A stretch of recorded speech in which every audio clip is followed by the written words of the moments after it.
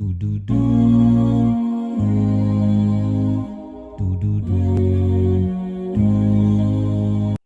आज का हमारा जो टॉपिक है जिसमें हम देखेंगे कि पावर एप्स की कैनवस ऐप को YAML में कन्वर्ट करना है, और उसका रीज़न ये है कि हम उसकी सोर्स एडिटिंग या फिर सोर्स वर्जनिंग कर सकें। सोर्स एडिटिंग लाइक उसके कोड में कोई चेंजेस वगैरह कर सकें। अभी ये होता है कि हमें कोई भी चेंजेस करनी है तो हम पावर ऐप स्टूडियो पे जाके हम कर रहे होते हैं।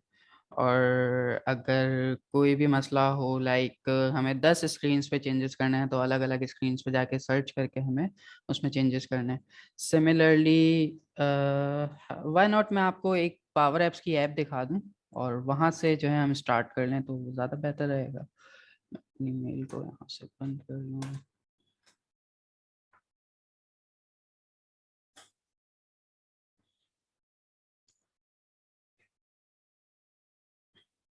सो अभी हम हैं अपने सॉल्यूशंस पे। सॉल्यूशंस में हम आ जाते हैं।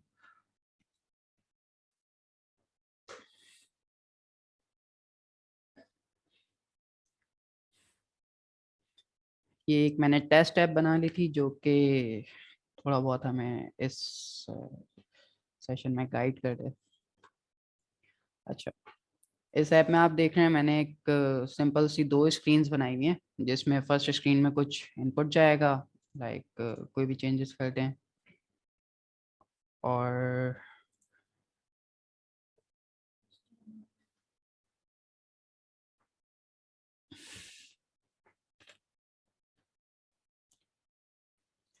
ठीक है, और फिर इसके बाद मैं जब डन प्रेस करूंगा तो मुझे एक सक्सेस की स्क्रीन नज़र आ रही होगी। ये एक सिंपल सी ऐप है।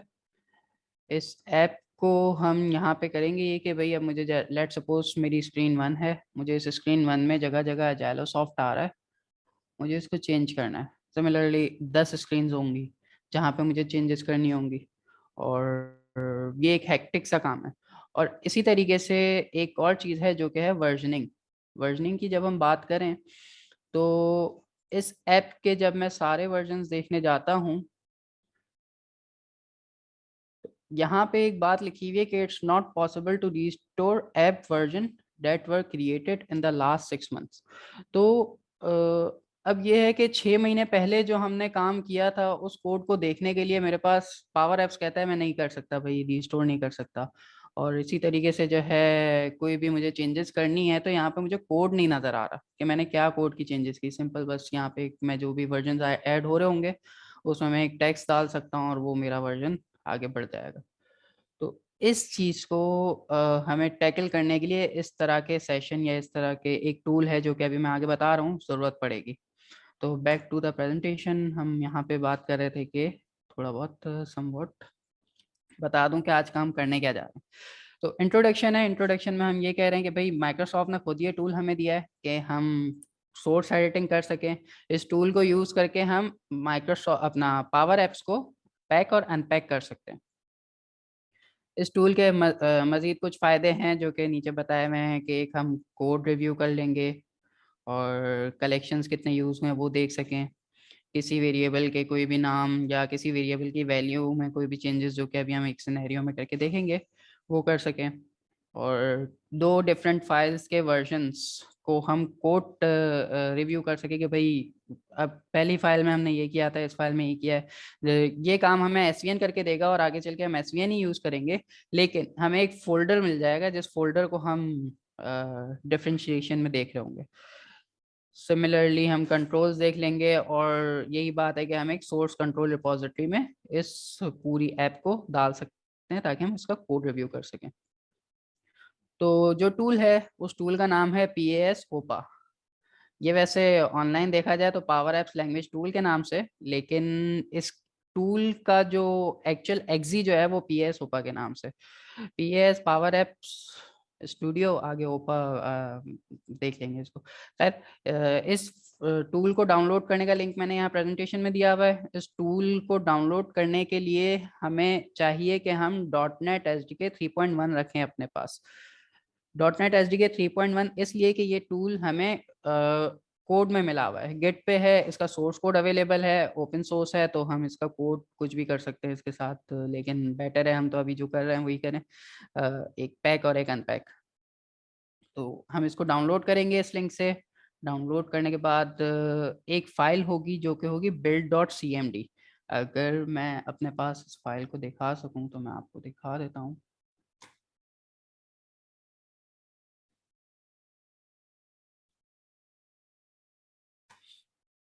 ये मेरे पास टूल मैंने डाउनलोड किया हुआ है, मेरे पास जिप आई थी, इस जिप को मैंने खोल लिया अपने पास। इसके बाद ये build.cmd है, इसको जब हम चलाएंगे तो यहाँ पे एक बिन का फोल्डर बन जाएगा। यही बात मैंने प्रेजेंटेशन में लिखी हुई थी। तो हम इस प्रेजेंटेशन को खोल लेते हैं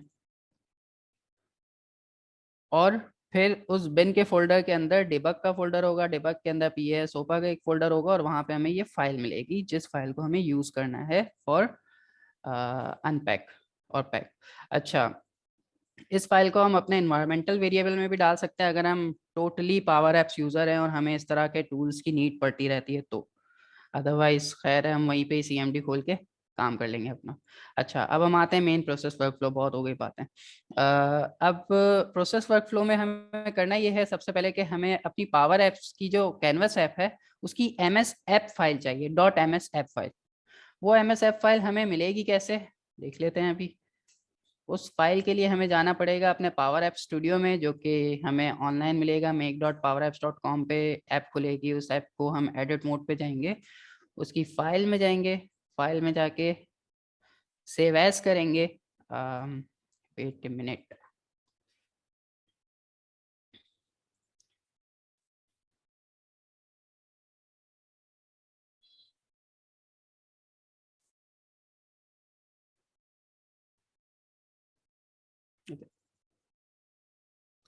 सेव एज करके यहाँ डाउनलोड हो जाएगी ये फाइल और इसको मैं जाके शो इन फोल्डर कर लूंगा तो मेरे पास डाउनलोड पे ये शो हो गई। मैं इसको कॉपी कर लेता हूँ एंड अपनी डायरेक्टरी जो कि मैंने अभी बनाई हुई है ये एमएल वाली उसमें डाल देता हूँ। मेरे पास पहले से एक डली हुई है, मैं उसको डिलीट कर देता हूँ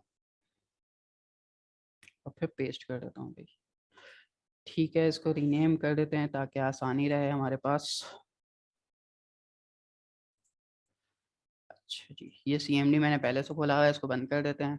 अब हम जाएंगे अपने टूल के फोल्डर के अंदर, बिन के अंदर, डिबग, पीएस ओपा और यहाँ पे ये मुझे मिली एक्सी। मैं यहाँ पे अपना सीएमडी खोल लेता हूँ। इस सीएमडी के अंदर मैं लिखूंगा सिंपल सी वो कमांड जो मैंने पिछली प्रेजेंटेशन में बताई हुई है।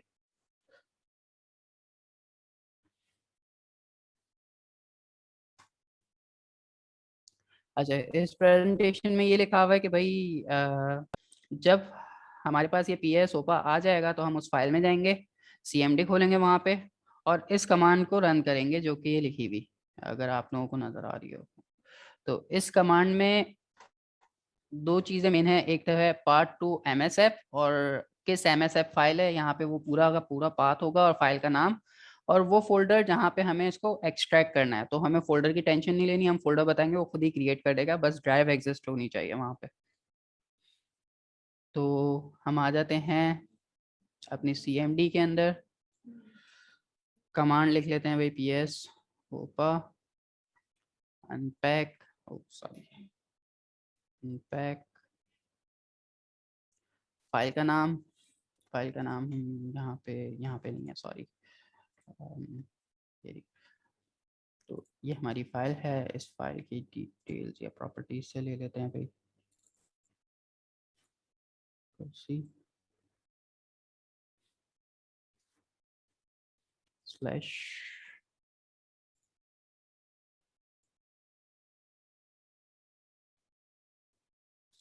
ये फाइल आ गई और सेम यही बात मैं इसको कॉपी पेस्ट कर देता हूँ ताकि मेरा फोल्डर का नाम ऐप से मिलता जुलता रहे।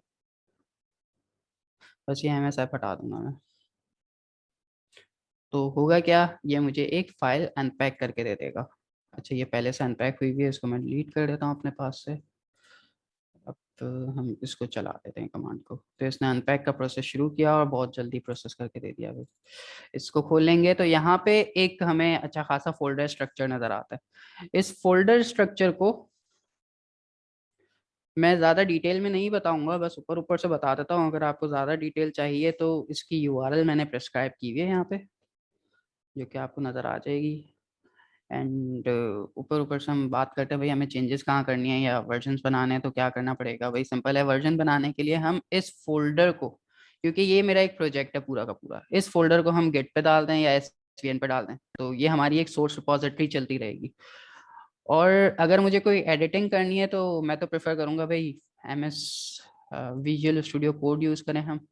मैंने यहाँ पे खोल लिया उसको, एंड यहाँ पे मुझे कुछ डायरेक्टरीज वही वाली जो वहाँ पे थी नज़र आ रही हैं। इनमें से एक डायरेक्टरी है SRC की, इसमें ये हमारी मेन डायरेक्टरी है जिसमें हमें काम करना है। इस डायरेक्टरी में जितनी भी हमारी स्क्रीन्स हैं, ऐप का स्टार्ट है या खोल के देख लेते हैं, कंपोनेंट्स जो हमने यूज़ किए हैं वो होंगे। अच्छा यहाँ पे सिर्फ एडिटर स्ट्रीट है, ठीक है। इसी तरीके से हम बात करें एंट्रोपी की, तो एंट्रोपी जो है वो चेकसम के लिए यूज होता है। ये अभी हम जब पैक कर रहे होंगे इसको देखेंगे कि एंट्रोपी का क्या काम है, वो खास एक रीजन है उसका। अच्छा सेकंड है डेटा सोर्सेस। इसमें हमने जो जो डेटा सोर्सेस यूज किए हैं, यहाँ पे आपने ड्रॉप डाउन देखे होंगे तो बस ड्रॉप डाउन मेरा एक डेटा सोर्स था। इसके अलावा कनेक्शंस, और ये एक फोल्डर स्ट्रक्चर है। एसेट्स, एसेट्स में हमारे पास इमेजेस होंगी, जो भी इमेजेस हमने यूज की हैं। तो एक ऐप का जो फोल्डर स्ट्रक्चर होता है उस तरह का एक स्ट्रक्चर है। Back to the presentation. इस फोल्डर स्ट्रक्चर को हमने देख लिया। अब हम बात करें भाई पैक का, तो ठीक है चलें हम एक छोटी सी प्रैक्टिस कर लेते हैं जिसमें हम करेंगे ये कि दो चार माइन्यूट सी चेंजेस करेंगे अपनी ऐप के अंदर जो कि मैंने खोली थी अभी। इस ऐप में मेरे पास दो स्क्रीन थी, मैंने शुरू में बताई थी, सेम वही दो स्क्रीन यहाँ पे बता रहे भाई SRC के फोल्डर के अंदर। और ऐप स्टार्ट में मैंने कुछ नहीं दिया हुआ तो इसलिए बस उसने एक बेसिक सी कुछ चीज़ें बनाई हुई। अच्छा इन फाइल्स का जो एक्सटेंशन है वो है YAML। YAML की फुल फॉर्म होती है येट अनदर मार्कअप लैंग्वेज। तो YAML के बारे में हम अभी नहीं पढ़ रहे, YAML का आप लोग खुद देख लीजिएगा। YAML के फर्दर हम बात करें तो उसका एक मेन काम होता है, वो होता है भाई इंडेंटेशन। YAML जो काम कर रहा होता है उसमें ब्रैकेट्स का कॉन्सेप्ट बाद में आता है, पहले होती है इंडेंटेशन। तो ये मेजर है। अब जैसे अगर हम यहाँ बात करें एक स्क्रीन है, तो अब उस स्क्रीन के अंदर जो जो चीज़ें हैं वो सब एक इंडेंट छोड़ के आ रही होंगी। इसी तरीके से अब उसके अंदर एक मेन कंटेनर है, तो मेन कंटेनर की जो जो चीज़ें वो सब जितनी प्रॉपर्टीज हैं वो सब उसके अंदर आ रही होंगी। उसके चाइल्ड्स फिर वहां पे शुरू हो जाएंगे और उन चाइल्ड्स की प्रॉपर्टीज, तो ये एक चलता रहेगा। अच्छा हम ये कह रहे थे कि हमने एक अजाइलो सॉफ्ट के लिए ऐप बनाई थी जो कि एक एग्जिट कस्टमर सर्वे की ऐप है। हम कुछ नहीं करते, हम यहाँ पे करते हैं भाई Ctrl+F और मैं लिख देता हूँ अजाइलो सॉफ्ट। तो चार जगह आ रहा है, मैंने कुछ नहीं किया, इन चार जगहों पे जाके चेंज करके DD दे दिया और रिप्लेस ऑल कर दिया। तो अब हर जगह अजाइलो सॉफ्ट की जगह DD हो गया। होपफुली हो गया होगा। DD को सर्च करके देख लेते हैं। हम्म, तो DD हो गया, ठीक है। अब ये ऐप में हमने चेंजेस कर दी स्क्रीन 1 के अंदर। इसी तरीके से जितनी स्क्रीन्स हैं हम विजुअल स्टूडियो कोड का जो है हम वो सर्च का फीचर यूज कर सकते हैं और यहाँ पे सारी फाइल्स के अंदर हम चेंजेस लगा सकते हैं। अभी हमें नहीं करना, हम अभी इसको यही लेके चलते हैं। सेव कर दिया, सेव करके हम फिर आते हैं अपने टूल के ऊपर, जो कि ये रहा टूल। अभी मैंने पैक अनपैक किया था, कुछ चेंजेस की हैं। अब मैं दोबारा पैक कर देता हूँ। पैक करने की सेम कमांड रहेगी, बस मैं अगर फाइल का नाम चेंज कर दूँ तो यहाँ पे नाम चेंज हो जाएगा। लेट सपोज मैंने कर दिया भाई 2, तो ये एक नई फाइल जनरेट कर देगा जिसका नाम होगा 2 और पैक की जगह हम कर देंगे अनपैक। तो इसने मुझे पैक करके दे दी। अच्छा दो वार्निंग्स दी हैं कि चेकसम मिसमैच। ये जो चेकसम मिसमैच वाला काम है ना, ये एंट्रोपी के फोल्डर के अंदर हो रहा है। अब वहां पे उसने जो है ना कुछ टाइम स्टैम्प्स और हैश बना के रखे हुए हैं कि भाई ये हमने फाइल्स बनाई थी और अब इनमें कुछ चेंजेस हुई हैं। तो इस टूल ने वो डिटेक्ट की और बता दिया और बोला है कि अगर आपने इंटेंशनली वो चेंजेस किए तो इग्नोर कर दें इन वार्निंग्स को। वो कोई एरर नहीं दिया। अच्छा मैं प्रेफर करूंगा कि भाई कोई मेजर काम ना करें, जैसे कोई टूल रिमूव कर दिया और उस टूल को ऐड कर, दूसरे टूल को उसकी जगह ऐड कर दिया, तो इस वजह से हो सकता है कि हमारा वो कोड ज़ाया हो जाए। तो बेटर है कि टूल्स वगैरह के काम जो है हम पावर ऐप स्टूडियो पे करें, अनटिल अनलेस माइक्रोसॉफ्ट खुद आगे चल के प्रेफर ना करे। अदरवाइज हम अभी तो यही कहते हैं, इवन वहाँ पे जो टूल है उसकी गिट की साइड पे भी यही लिखा है कि मेजर चेंजेस करने से ये टूल आगे पैक करने में इशू कर सकता है। तो बेटर है कि हम अभी उस चीज़ को ना देखें। यही बात मैंने प्रेजेंटेशन में बताई हुई है, हम एक दफ़ा प्रेजेंटेशन को भी लुक कर लेते हैं। तो यहाँ पे यही बात मैंने की है कि भाई हम कुछ स्टफ्स चेंज कर सकते हैं, लाइक वेरिएबल्स, उनकी वैल्यूज, और अ, कुछ चीज़ें, लाइक अभी एक चीज़ आएगी मैं बताऊंगा उसके बारे में भी। लेकिन हम बेटर होगा कि किसी स्क्रीन को रिमूव ना करें या किसी कंट्रोल को चेंज ना करें, क्योंकि ये फिर पैकिंग प्रोसेस में इशू ना कर दे। अच्छा, पैक की वही कमांड थी जो अभी मैंने आपको बताई, और ये हमें एक MSF फाइल बना के दे देगा जिसको हम देख लेते हैं। MSF फाइल मेरे पास यहाँ बनी हुई आ गई, एग्जिट सर्वे मॉकअप 2 के नाम से। इस मॉकअप 2 को मैं यूज़ करूँगा PS पावर एप्स स्टूडियो पे अपलोड करने के लिए। ठीक है भाई, हम आते हैं यहाँ पे ओपन पे।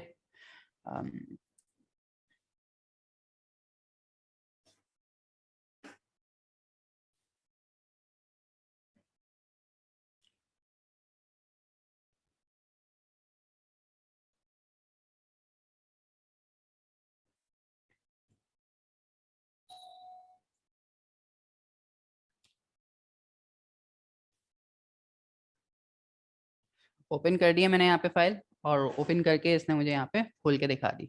अब देखें, एक अच्छी सी स्क्रीन थी जिसमें ऊपर अजाइलो सॉफ्ट का लोगो था, वो गायब हो गया। लेकिन यहाँ पे DD आ गया, और इसी तरीके से यहाँ पे DD आ गया। और अगर हम यहाँ देखें, एक ड्रॉप डाउन के अंदर हमारी कुछ वैल्यूज थी, जिसको मैं रन करके देखूंगा तो यहाँ नजर आ जाएगी DD कॉम्पिटिटर। ये DD हो गया। तो ये एक अच्छी चीज़ थी कि भाई हमने जहाँ जहाँ अजाइलो सॉफ्ट था उसको हटा के DD कर दिया, और आसानी हो गई एक तरीके से।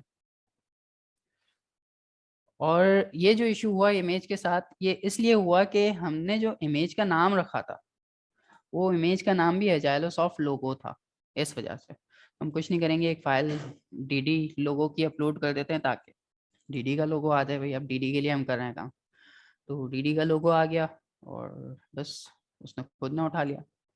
इसके बाद हम इसको दोबारा रन करके देख लेते हैं, तो ये रन हो गई है एप्लीकेशन, और यही इसके डन के ऊपर आ गया। हाँ, हमने दूसरी स्क्रीन पे कुछ चेंजेस नहीं की थी, तो इसलिए कोई चेंजेस नज़र नहीं आए।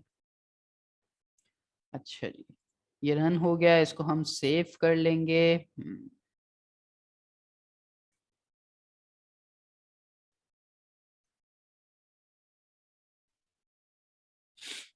सेव करते हुए मुझसे पूछ रहा है कि भाई फाइल ऑलरेडी पहले से है, तो क्या करें। मैं बस सेव कर रहा हूँ उसको। चलो भाई, कहाँ गया माउस।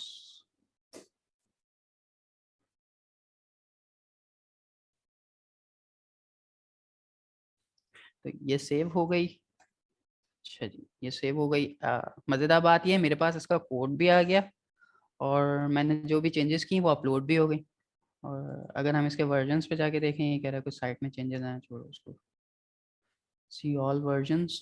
तो लास्ट जो हमने वर्जन किया था, आई थिंक शायद वो 16 था या 18 था। अब ये 19 वर्जन आ गया।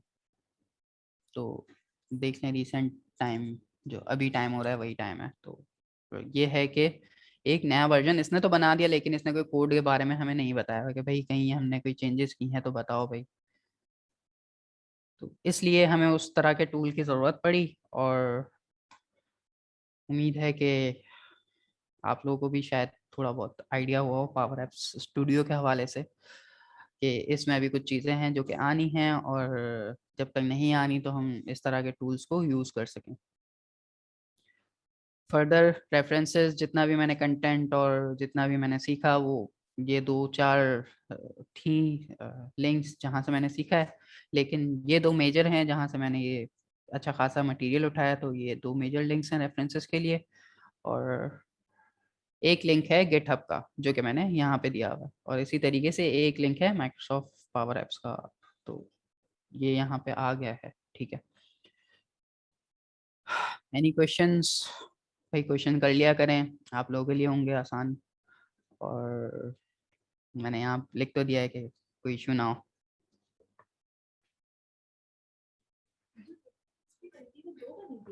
दो रिविजन्स बने थे उसी टाइम के, दो 21 हाँ, एक रिवीजन जो था उसमें हमने ऐप अपलोड की थी और एक था जिसमें हमने इमेज की चेंज की, तो दो अलग अलग सेव किए हमने, तो उसने दो रिवीजन्स बना दिए उसके। Any questions?